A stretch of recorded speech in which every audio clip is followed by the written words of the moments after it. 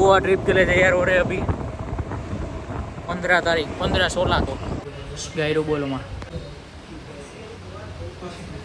Goa trip Goa अरे बे गोवा है north Goa south Goa north Goa और साउथ गोवा बे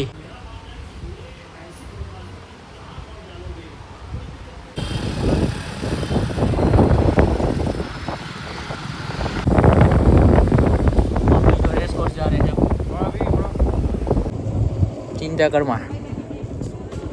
हूँ आम कहवातो હોય છે આમ ભાઈ તમારે જેવાને હે ને મારી આ મળવા બોલ ના સોરી વેઇટિંગ રૂમ હું ઓલું બે વાળો રૂમ કોન્ફરન્સ રૂમ હા મસ્ત રૂમ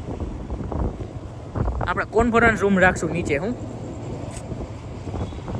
એની નીચે આપણે વેઇટિંગ રૂમ રાખશું ત્યાંથી તમને અપોઇન્ટમેન્ટ લેવડાવીશ તમારે ઉપર આવવાનો गोवा ट्रिप के लिए तैयार हो रहे हैं अभी 15 तारीख 15-16 को भाई 15-16 को जा रहे 20-22 से आऊँ रेडी 20-22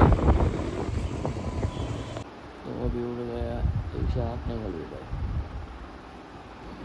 स्ट्रीम का कुछ करेंगे और स्ट्रीम के ओवरले का कुछ करना है और कोई नहीं है यहाँ पे वो करते हैं